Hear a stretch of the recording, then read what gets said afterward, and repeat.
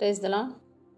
ఈరోజు దేవుని వాగ్దానము తేదీ ఫిబ్రవరి 7, 2026. ద్వితీయోపదేశకాండము 28వ అధ్యాయం 2-3 వచనములు.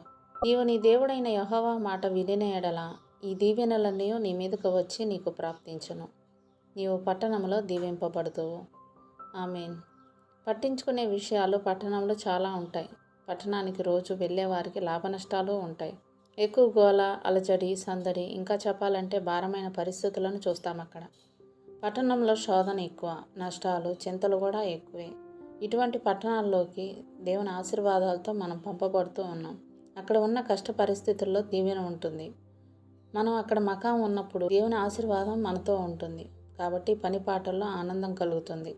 మనం ఎదుర్కొంటున్న కష్ట పరిస్థితులకు తగ్గట్టుగానే శక్తిని కూడా ప్రభువు ఇస్తాడు. పట్టణంలో ఆశీర్వాదం మనల్ని గొప్పవారిగా చేయకపోవచ్చు, కానీ మనల్ని మంచిగా ఉంచుతుంది. మనం ధనవంతులుగా చేయబడకపోవచ్చు, కానీ దేవుని ఆశీర్వాదం వలన మనం యథార్థవంతులుగా ఉంటాం. మనం కూలివారమైన, గుమాస్తాలమైన, మేనేజర్లమైన, వర్తకులమైన, న్యాయాధిపతులమైన పట్టణం ప్రతి వారికి ప్రయోజనకరమైన అనేక అవకాశాలను ఇస్తుంది. ఎక్కువ చేపలున్న చోట వల వేయడం మంచిది. అలాగే ఎక్కువ మంది ప్రజలున్న చోట ప్రభువు కోసం పనిచేయడం ఉపయోగకరంగా ఉంటుంది. ప్రశాంతమైన గ్రామ ప్రాంతాల్లో ఉండడం మనకు హాయిగా ఉంటుంది, కానీ రద్దీగా ఉండే పట్టణ ప్రాంతాల్లో పనిచేయమని ప్రభువు పిలిస్తే తప్పగా మనం ఆ పిలుపును అంగీకరించాలి. కారణం మన శక్తియుక్తులకు సరిపోయేటంత సేవ అక్కడ ఉంటుంది కాబట్టి. ఈ వాగ్దానాన్ని బట్టి మనం మంచి విషయాలను ఆశిద్దాం.